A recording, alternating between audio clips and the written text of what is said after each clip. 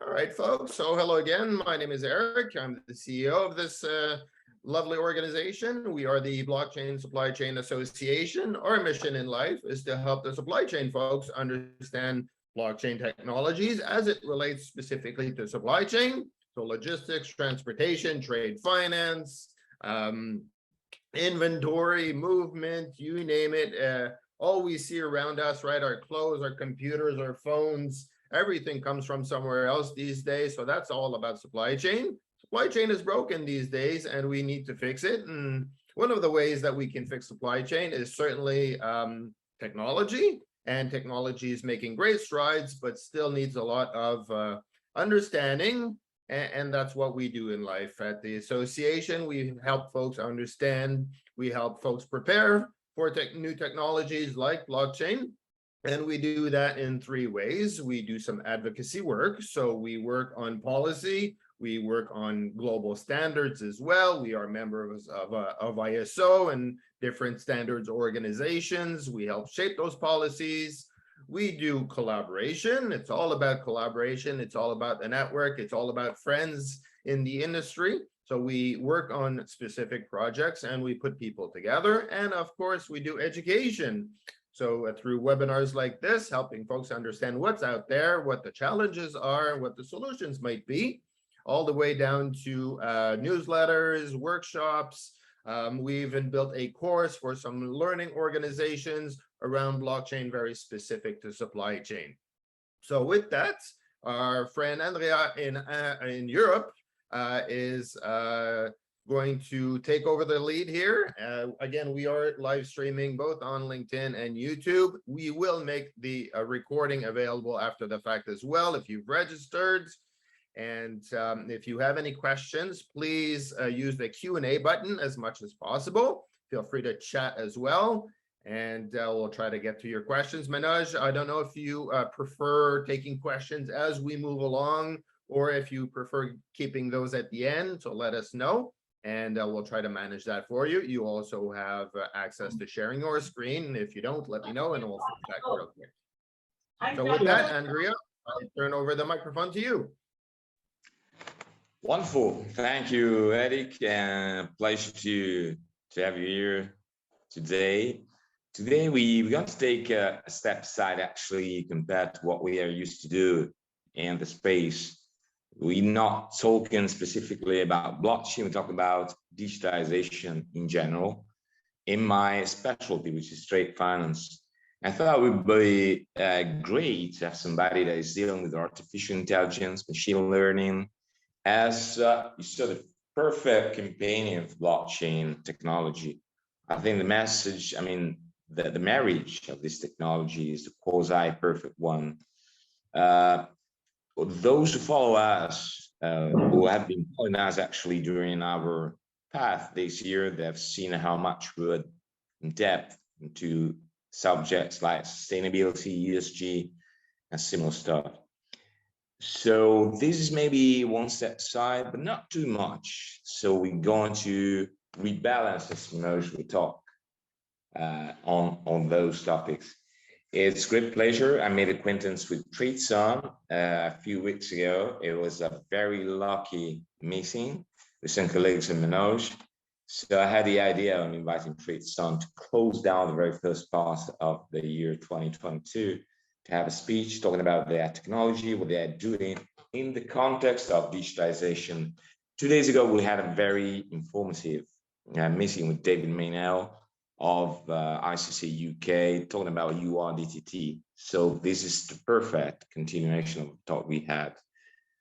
I don't want to steal Manoj too much time, because I know he's got a lot of things to share with us, lots of topics. So Manoj, the stage is yours now. You can take the lead on your speech.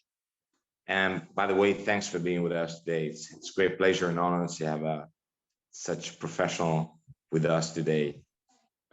Thank you very much, Andrea and Eric, for having me here. It's a great opportunity to share my views. Before I start, a quick introduction of my background. So I am the Chief Product Officer at TradeSun Inc., which is a San Diego headquartered fintech dealing in providing SaaS solutions to fighting financial crime in trade. and automating the whole process. Coming with a background of about 3 decades in banking technology, specifically corporate banking and trade, very, very sharp focused. I've worked in 2 of the largest banks in the industry, as well as with IT services and product players. And now I find myself, in a fintech like TradeSun, where I'm trying to drive the vision for the product. So with that brief, today we're going to cover a topic which I think many of us have a lot of views on and must have heard of. But what I'm going to try and do is try to summarize some of the issues in what we call as digitalization of trade, and then also talk about the work that's going on to overcome these issues.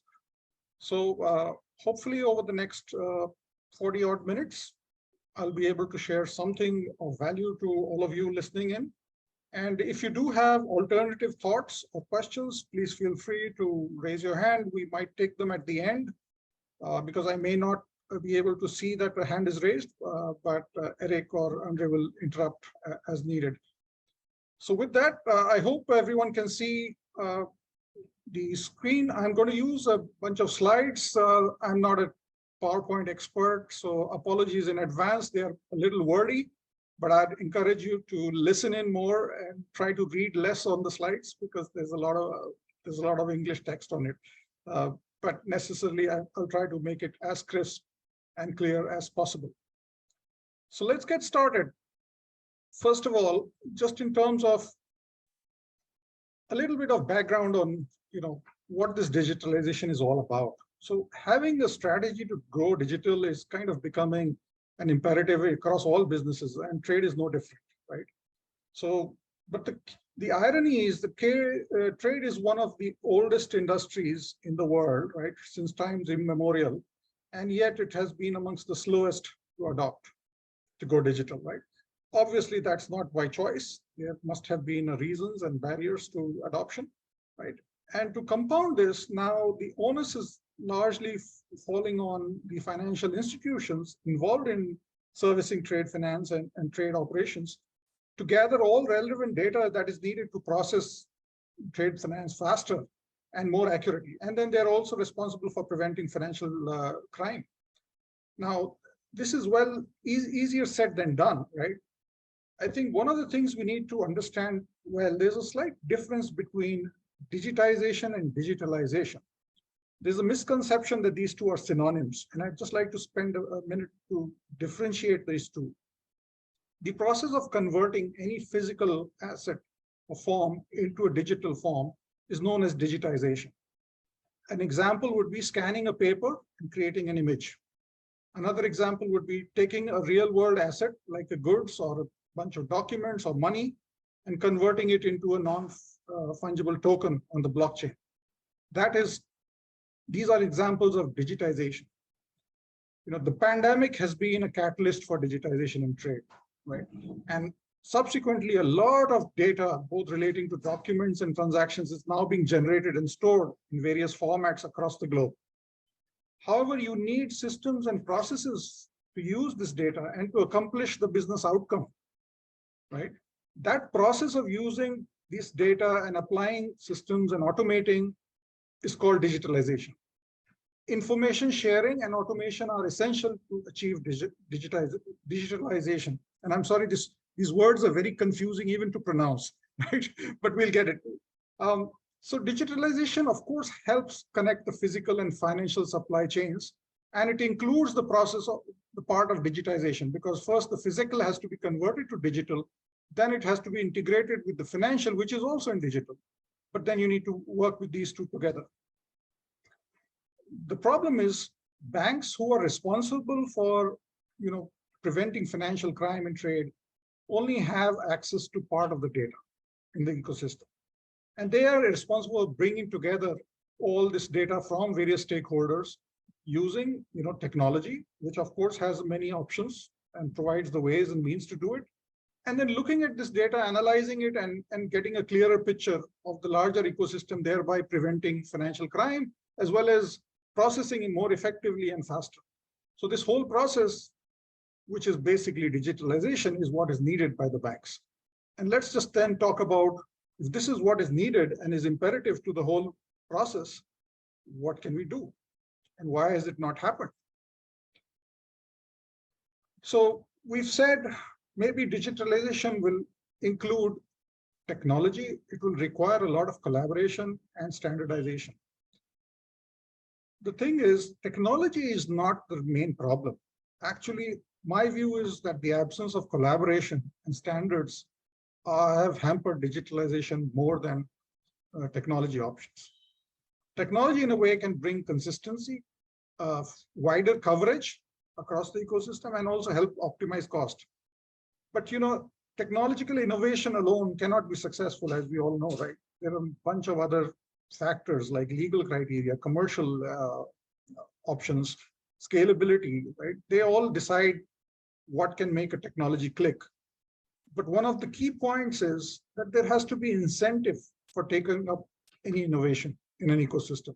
And without that incentive, obviously that technological innovation will not be adopted. And that, I think, underlines one of the key critical challenges that we've been facing over time. Nevertheless, let's just summarize what some of these challenges are. And then we'll cover one by one in the next few slides what exactly is happening in each of these spaces to overcome these challenges, right? We just talked about large data islands, which is nothing but a bunch of data sitting all over the place, right? We all know about the elevated privacy concerns, right, over data sharing, and now the tighter regulations that are involved in that space, making it actually more difficult to share data, even though the requirement is to share more and more. The maturity of some of the digitization solutions itself historically was suspect, and over time these have matured, and with the advent of blockchain, which has been a huge hope, but even other technologies like artificial intelligence and natural language processing, as well as secure cloud computing, these are really going to enable the process of digitization. So we'll look at some of that. And then, of course, the cross-border applicability of rules has been one of the main problems of trade from time immemorial. Lack of standards for data exchange, whereas we want to do exchange, but we don't have the standards, so everyone's doing it their own way. And then finally, interoperable solutions and taking a holistic view of how technology will help banks do a better job at compliance and KYC. So that's a little bit of a diversion in terms of the problems, but we'll look at that. I'll also cover briefly how blockchain has impacted trade, or has rather needs to impact, and why it's not impacting the way we all have loved it to. Right? There's been a lot of hype, there's been a lot of experiments, but it has not taken the level of adoption that we would have liked it to take. So we'll cover that briefly as well. So let's begin. Large data islands, right? Look, banking data, shipping data, logistical providers data, regulators data are some of the big data islands that have gotten created over time.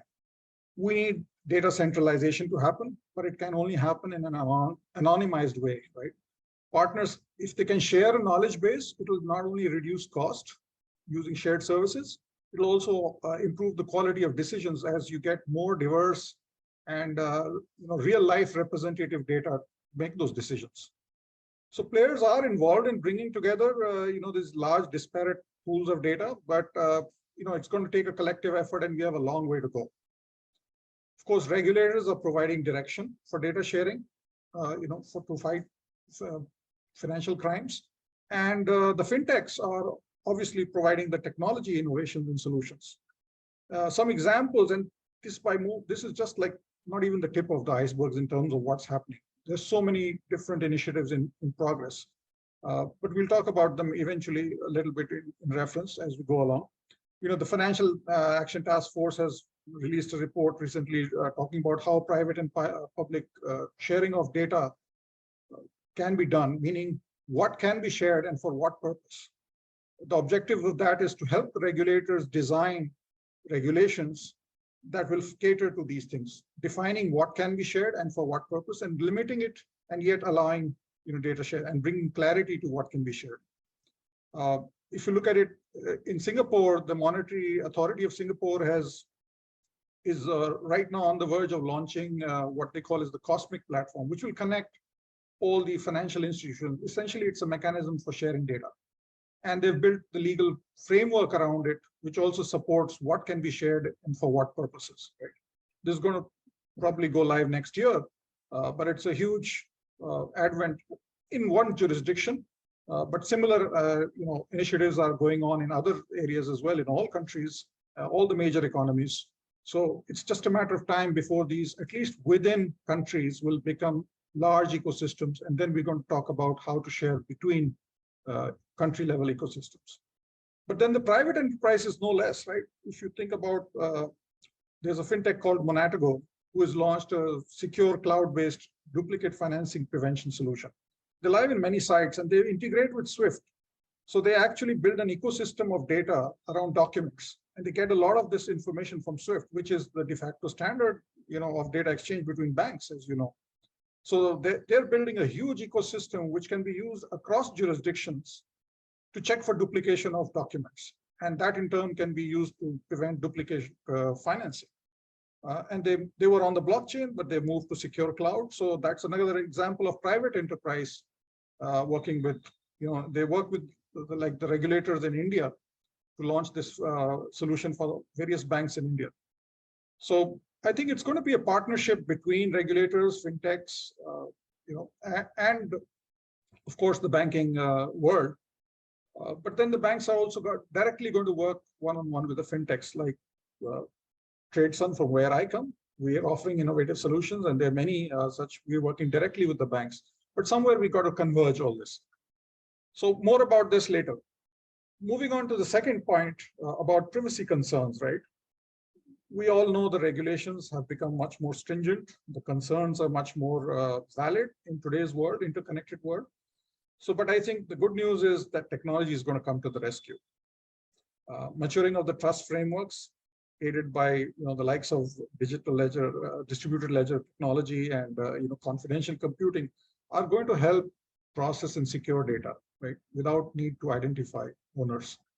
There are various algorithms, but some of the newer ones like zero knowledge proof, data encryption, and self-sovereign identity are really going to help share data on a minimum need to know basis, right, without actually compromising all personal identifiable data. So digital identities will become the norm, whether it is for individuals or corporates. And these are evolving into self-governed frameworks, typically known as SSI, an acronym, but essentially these are going to allow the owner of the data to decide what they can share with whom, using a trusted third party, because essentially it's a problem of who do I trust with my data and what do I want to share. So if that can be controlled, then a lot of the concerns around data sharing, moves away from relying on the platform to control to the individual having the control. So I think this is going to make a big difference. And then, unauthorized access will be prevented because you just not need to share all the data. So the concept of self-sovereign ID, which I just mentioned as SSI, is really going to help in this space. There are, of course, regulations coming in this space as well. We talked about digitization solutions, and I think it's human ingenuity that has caused the biggest problem in this space. So digitization in trade has been the most difficult to achieve. Why? Because we just have so many different formats and structures of documents. The first phase of digitization relied on the concept that you can construct the model of a document and thereby define a template based on which you can extract. Obviously, that failed miserably because there are no models. Documents change depending on the stakeholder who's generated them. And yes, some things like transport documents from major shipping lines and all can be standardized because they capture a large part of the market. But by and large, the variance is huge, and there's just no standard way of figuring out what you're going to get in a document. Not to mention that the quality of the document, kind of printing, everything can challenge extraction methodologies. But complementing optical character recognition, which has been around for decades now, right? And for which we've been struggling, complementing that with natural language processing that can be used to understand text and context within a piece of English verse, applying deep neural networks and visual recognition techniques from artificial intelligence, and then using machine learning to have repetitive learning and improvement as you go. These can significantly now enhance the quality and outcomes of data extraction. And we're seeing a lot of improvement now, as well as the fact that you're not burdened with large amount of templates which are a huge cost of maintainability, right? So I think the work the technology has moved very far ahead. And even in TradeSun, this is something that we are leveraging heavily in the digitization solution that we offer. We actually use neurovisual techniques to identify the contents and the placement of various content in the document. And there's no concept of template. And with that, we can recognize and extract data from various types of documents. If we move to the next point about cross-border applicability of rules, now, regulators have been providing a lot of direction, but the problem is, even though a lot of standardization and regulations have come up, standards have come up, different jurisdictions have been having varying rates of adoption. And the most common example that I think everyone talks about is the electronic bill of lading, which has been around for now almost a decade, but hardly a handful of single digits in terms of jurisdictions that give it a legal standing enforcement. So it's been taken a lot of time to adopt some of this, but the regulators are working on it. And now there are many standards which are getting, and we'll talk about that in the next slide, how that are evolving and covering the entire ecosystem. So these standards now help regulators define regulations that are actually going to be in consonance with each other and not create divergence in policy or standards. So, UK recently passed a legislation that will make commercial documents equivalent, acceptable as in digital form under English common law. And that's going to come into place next year. Australia's Fintel Alliance, the Joint Money Laundering Intelligence Task Force of UK, they're all working in this space, as are the US regulators, right? There's a lot of work going on in terms of adoption and as well as defining of country-specific regulation, which aligns with internationally accepted standards. But the thing is, before regulators go and define these local laws, we need to make sure that the industry-wide standards exist. And I think that has been one of the reasons why regulations could not come up and which could not be aligned with each other across jurisdictions. So let's take a look at how these standards and regulations have evolved. Probably the first regulation that, or I should say standard that came into place was the MLETR 2017, right?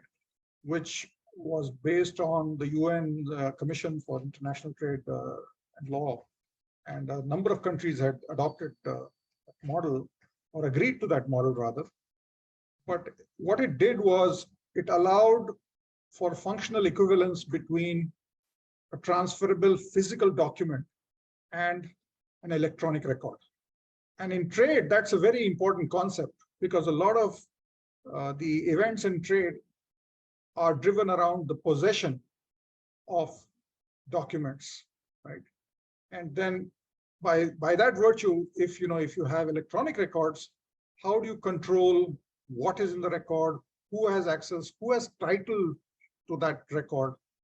That if you can determine that, then obviously can do this. Everything that was being done on paper could be done via electronic means. That's what was the aim of MLETR. However, it struggled because it was a little bit narrow in terms of its definition. It's a rule, it's a set of rules, of course, but there are a lot more problems to be. Then the ICC came up with the EURC and EUCP, which is about converting rules that were being applied for doing commercial checks on documents and converting them to apply on electronic records. Because if records are there, then the rules have to be slightly different. And certain things that can be done with paper cannot be done with electronic records, and vice versa.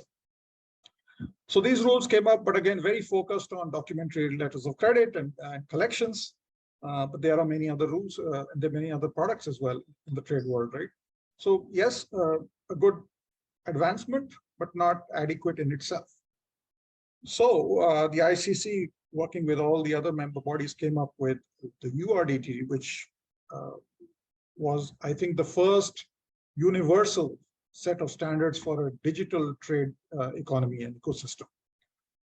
That has really helped. And what it has done is, it is an overarching framework, and how it's different from MLETR and others is that it goes beyond just financial institution and applies to corporates who can adapt to it, as well as non-banking financial institutions, everyone involved in the trade ecosystem. So it helps standardize, but again, in terms of certain rules, not necessarily defining the standards, but telling how people can exchange data, what data can be exchanged.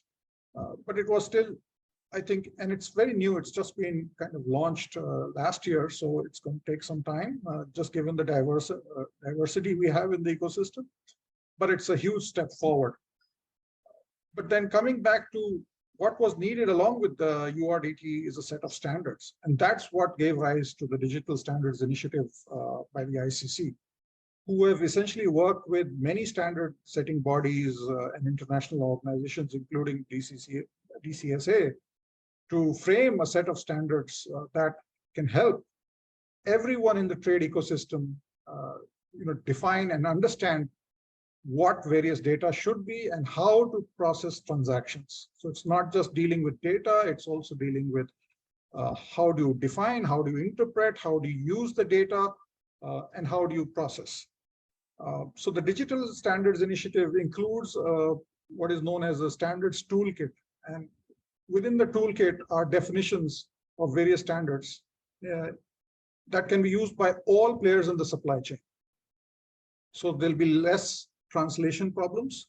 Everyone can follow a standard way of identifying pieces of information, storing pieces of information, transmitting pieces of information, including the logistics players, the banks, or the corporates, the shipping companies, everyone. And then how to control these documents as well, because trade is a lot about controlling title and verifying title to electronic documents or electronic records, as the case may be. And finally, it has built on the MLETR and URDTT to ensure that the framework for data exchange remains the same. So they've not gone ahead and defined new standards in terms of data exchange, but they're leveraging all the previous standards and bring this all together in one place.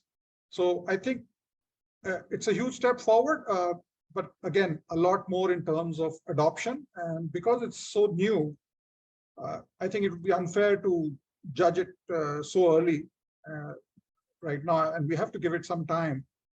And all stakeholders are working together to try and create awareness, as well as do work around aligning with some of these standards. Just noting the amount of legacy technology that is out there, which does not comply with this. This is no mean task. This is going to be a huge amount of effort to get to the standardization. But I think over time, in a gradual incremental way, we'll get there. So good news, we got to give it some time. At least we've figured out what the standard should be. We've agreed to them as all stakeholders. And now the regulators will define rules on what can be done, which will revolve around a common set of standards. Let's pivot to a slightly related topic, but not necessarily a challenge. But how is all this going to help? So if digitalization happens, how is it going to help compliance in fighting financial crime in trade as well as in KYC kind of actions? That is a key question. And I think if you look at historically what has happened, most of the intervention has been happening after the fact. But now as volumes grow and as costs and the requirements to check for financial crime prevention are increasing from the regulator side, more and more automation and more real-time intervention is needed. And that's where, if we have the data, artificial intelligence can help in a big way. And it's going to transform how compliance is done in global trade. Move it from after the event into real-time intervention. Some of the things that are going to help is, with the data, we'll be able to analyze, build entity resolution network graphs, do risk scoring based on various parameters, visualize all these parameters dynamically in real time, be able to look at hidden network relationships, get real-time embedded alerts when things change. So all this will obviously enable a real-time intervention process as we go along. And that's why we'll move away from post-facto to during the intervention to prevent financial crime. That said, we do need anonymized models to store this data, because unless this data can be anonymized, it won't necessarily be possible to share it. And then having metadata which qualifies the actual data is also very important. Having performance data is going to be needed.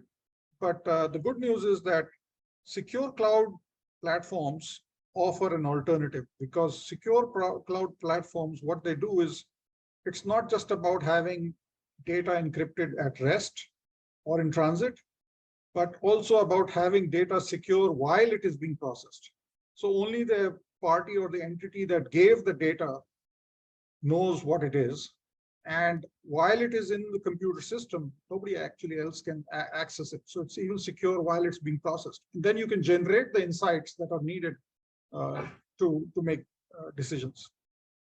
However, a word of caution, I think there's a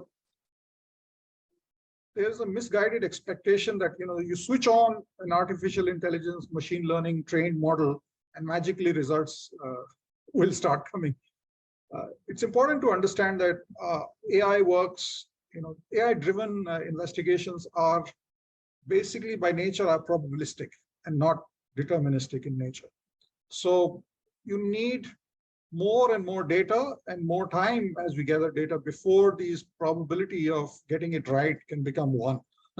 And 1 is the maximum, by the way, in case you're not a statistics freak. But it's going to be a little bit of a journey, but I think the possibilities in terms of the kind of analytics that can be done and the kind of inferences that can be made are huge.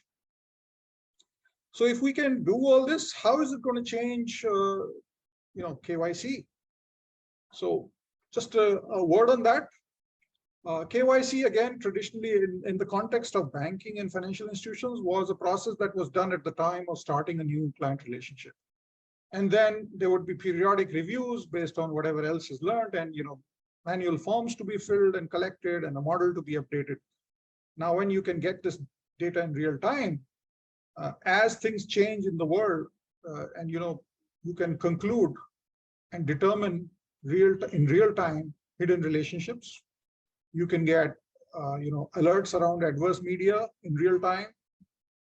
You have to combine, of course, the data that is available within the bank as part of historical transaction data, and mix and match it with external source data, which is coming from other sources, public data. But then you can visualize and determine structures, beneficial owners, and all this can be done in real time. So this process that was a periodic process becomes an ongoing process. And again, if things change in terms of the client relationship, very quickly can action be taken to remediate or to discontinue a relationship. So having seen how AI can disrupt the area of financial crime prevention and KYC, I just wanted to give a brief mention on what TradeSun, the organization that I work with, is doing. TradeSun has a platform that provides digitization, real-time compliance checking, and document checking service on a SaaS basis. And as I mentioned earlier, we're using OCR coupled with natural language processing and curated machine learning, along with neurosymbolic artificial intelligence, to extract and standardize data from complex trade transactions. trade documents. We don't need templates. And then we also use AI in the space of reviewing historical transaction data along with public source data, like shipping data, like the regulators' compliance data, to determine whether transactions are complying with all the regulations in place. So whether to apply for dual use good check, fair price check, vessel tracking, whether no illicit maritime activity. We rely on a bunch of partners also to give us public data, but we have our own algorithms that help provide these real-time alerts.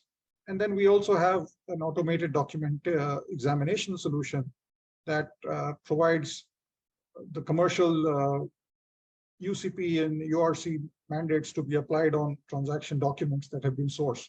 So we're in the process of helping deal with the paper, but we are also moving towards aligning with the electronic records, which are obviously coming way. So building the EURC and UCP standards into our doc check module is work going on the way.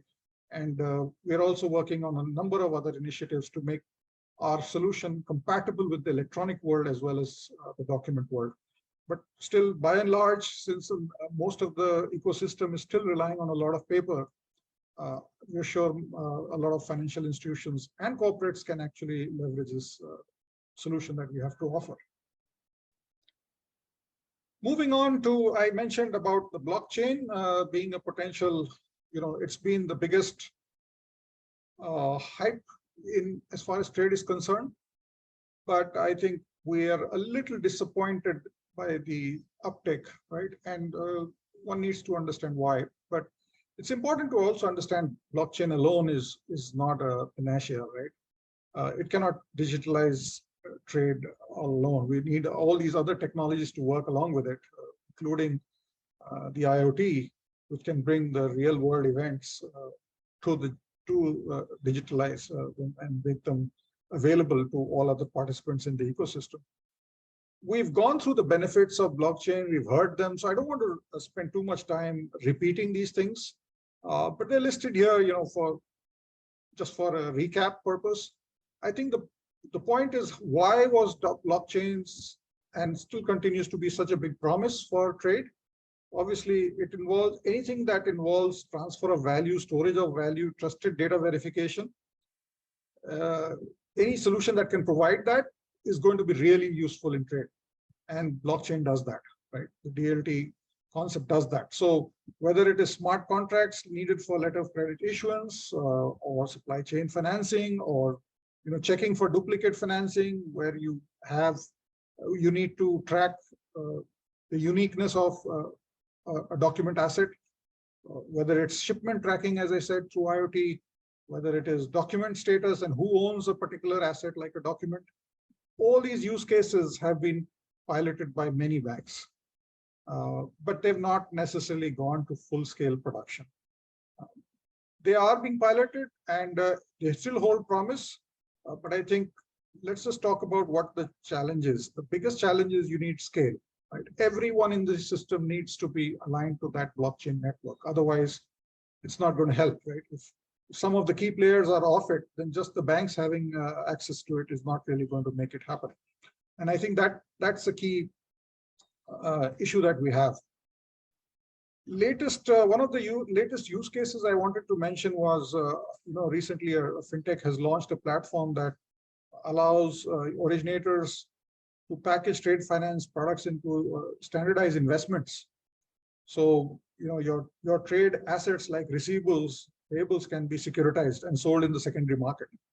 And apparently this is claimed to be one of the first fully regulated, supported by the local regulators, trade finance backed fungible security token and it's built on the XDC blockchain network.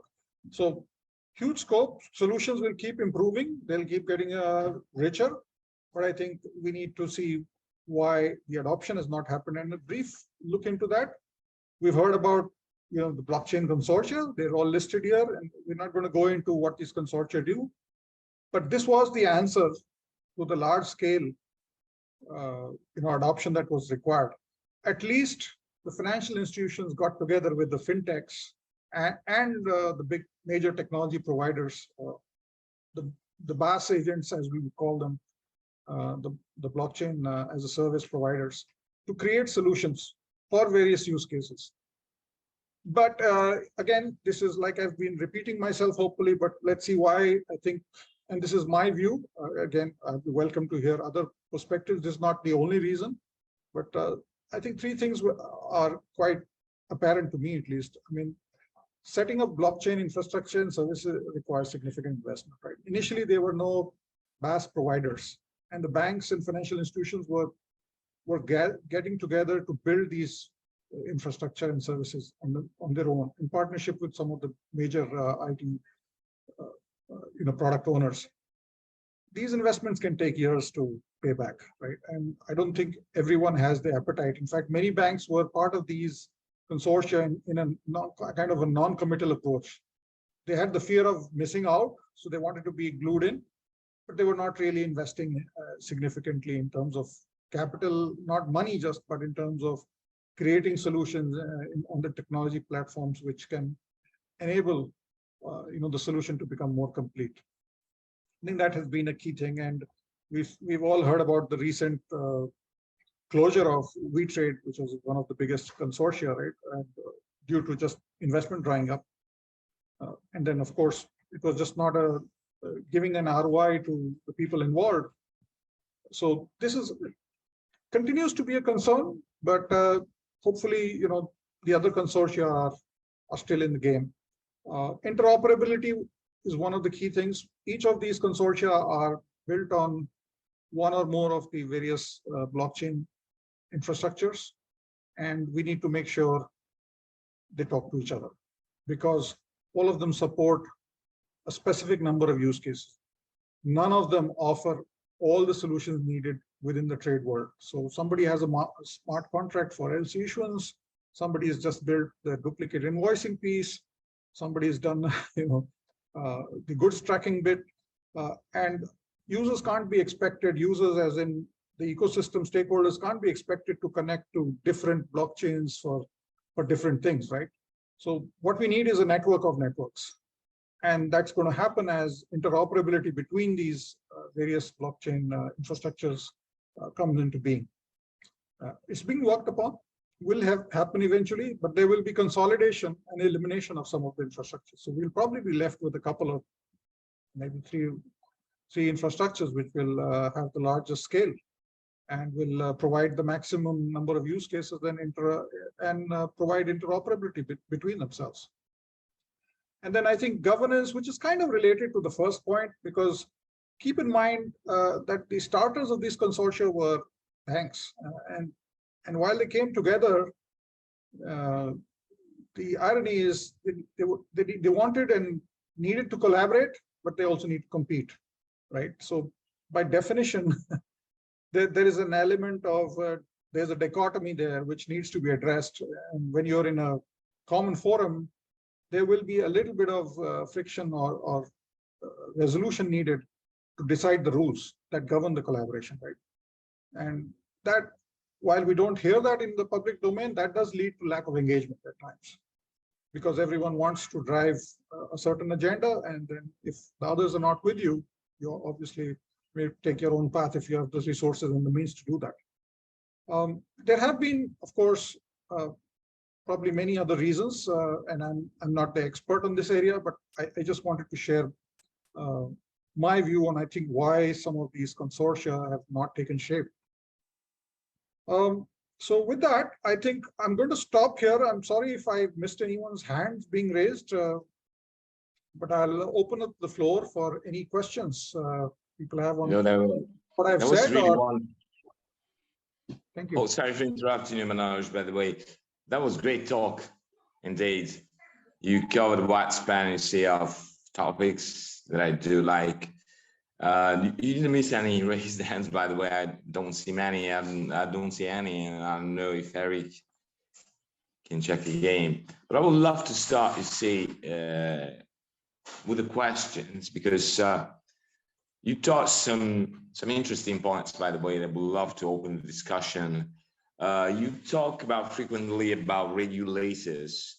What do you envisage as their own role in bringing all ecosystems data together and provide innovative solutions? What's your opinion to this, Manoj? I would like to start on this. Yeah, sure. I mean, I think the regulators have a key role to play. If you look back on some of the most successful initiatives, and when I mean successful, I don't mean in terms of the technology quality and accuracy of the output, but in terms of their adoption. They're mostly being facilitated by the regulators in various jurisdictions. And I gave the example of Cosmic, which is coming up in Singapore. But there are numerous examples across jurisdictions where if the regulator can bring the financial institutions and the fintechs together and provide the legal framework behind it, I think that opens up the biggest space and fosters the collaboration. Otherwise, there is always the concern on whether something will be within the rules. That'll be the first concern, right? And then also the point of finding the other players in the ecosystem also is a concern. A regulator always has all the connections to the network. So all the banks are connected to the central bank, for example. So if MAS becomes, and MAS plays a huge role in this space, they've launched so many initiatives, or whether it's the Hong Kong trade finance, blockchain initiative, or if you talk about eConnect in UAE, which is becoming to fruition very soon. All these initiatives, KYC, digital identity in India for 1.3 billion people. In Estonia, there's a lot of work happening in this space. Very little heard about that, but they're one of the forefront in space of adoption of technological advancement. If the regulator brings the parties together and defines the right framework, I think that's when these initiatives take a lot of traction and advance. So I think the regulator has a huge role to play, and wherever in the jurisdictions, wherever the regulator has taken the lead, the innovations have happened at large scale. Awesome, Manoj. Just another question on my side to raise some interest. We're talking about data massively today. We no longer talk about documents only. As for data disclosures, this matches perfectly with what ESG, environmental, social impact, and governance is trying to do. What's your take into this, and what could be possible plans for expansion into this field by TradeSun? I'm deeply interested because this is a topic we often touch with our meetings. You see, also the hyperledger supply chain and trade finance sake. Thank you for asking the question, and I'll give us a little long-winded answer because I do want to make sure this is a topic that still needs a lot of understanding, right? ESG in trade, and I just want to spend a minute on how exactly ESG in trade works, or how is it going to help, right? We've all been hearing about the movement towards ethically sourced and manufactured products, right? And globally, all manufacturers and suppliers are coming under greater scrutiny in terms of what kind of ethical practices, what kind of environment-friendly practices are they following. Customers are demanding, transparency into that. Digitization offers a way for greater transparency. That's the first point I'd like to make. The second thing is a lot of money lending will be moving from traditional financing into what is known as sustainable financing. And sustainable financing refers to the implementation of ESG analytics actually into an investment strategy. It gives weightage to sustainability factors and risks, just as much as other traditional considerations like credit risk, right, when making an investment decision.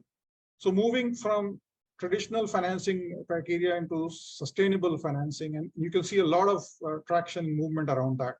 So we're clearly seeing that there's adoption and understanding by all major stakeholders that ESG-centric companies are going to, succeed going forward. And there is a pool of evidence to suggest that the yield, the long-term risk-adjusted returns for such companies that follow ethically compliant and environmentally friendly practices are going to be higher. So investors are asking for such kind of companies and equity. So with that, we think at TradeSun, we've taken the notion that this is going to be, again, another imperative must-have. And one of the key problems we're having in the trade finance space is that there are no current universal standards for evaluating sustainability. Okay. But a number of models have come out, and we've aligned with one particular model. The ICC is publishing a proposed standard framework to provide clear definitions for sustainable transactions in trade finance. And I think it's currently in industry consultation, as far as I know. So hopefully we'll see it soon. But just coming back to what TradeSun is doing, we are actually right now in the process of collaborating and building an integrated solution with a fintech company called Coriolis Technologies, which offers a unique automated ESG scoring mechanism for companies. Their tool creates what is known as an ESG passport, but for goods that are being traded in a particular transaction. But it takes into account the ESG profile of the components, the products, the finished products, as well as the various players involved in the supply chain. And it comes up with an independently derived score that represents the sustainability profile of all the players and the goods involved. So we're going to be bringing out our solution in partnership with this company, which will enable financial institutions to get an indication of the sustainability profile of the stakeholders and the actual goods being or services being traded. And we hope it's a small beginning. I think we're, from what I know, we're probably one of the first to do this in terms of fintech solution providers. And hopefully, as the standards develop, we'll be aligning with those emerging standards. But as we speak, this current standard that we are using, the model that Coriolis has built, is based on Cosmos Working Group, which is a collaboration consortium of almost 40 organizations, including the ICC and major large banks. So we are confident that the work they've done in terms of defining the ESG model will not be too divergent to what is finally accepted by the ICC. And we hope to launch our solution in the third quarter, which is just around the corner. Thank you, Manoj. By the way, we know pretty well Rebecca Harding of Coriolis Technology. She was here with us, you see, on May the 12th, displaying, you see, giving us insight on ESG. And on the big meeting that we had those days, she's often guested by the Happy Letter Trade Fancy as well. So we know her very much, and we're glad that the two companies collaborate for national trade finance and ESG, which is a great marriage to come. Yeah. I see a question. I see a question on the chat, which Abhishek Gupta has asked. Please share your views on role of quantum computing in trade finance digitalization, and will it provide better solution as compared to blockchain? And I'm not an expert on quantum computing, but I think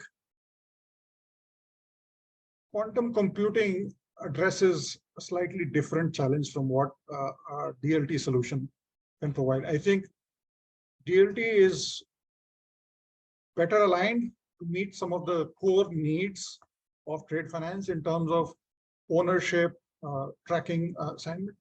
The challenge that we've heard in blockchain often is performance for large scale processing, right? And that's where quantum computing comes in.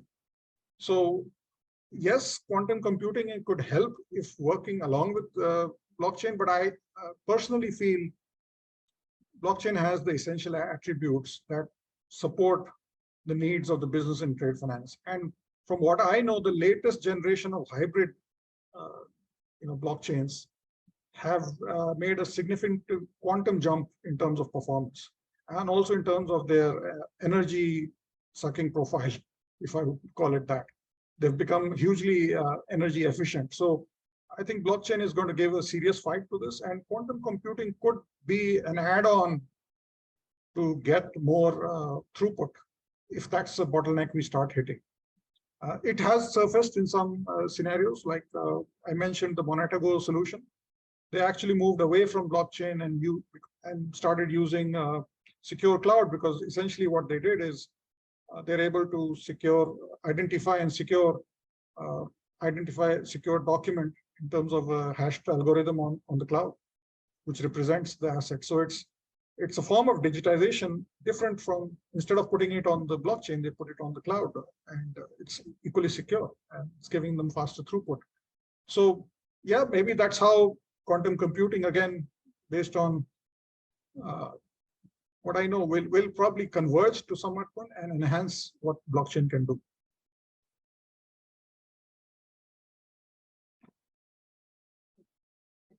That's a great answer, Manoj. Thank you very much. We are coming up on top of the hour. Do we have any last few questions here for Manoj before we close the session? No raised hands. No additional questions. Nothing in the chat. Well, Manoj, it was a great session. Thank you very much. Thank you for mentioning standards as being so important. You know, the ICC, we were talking with the ICC folks a few days ago.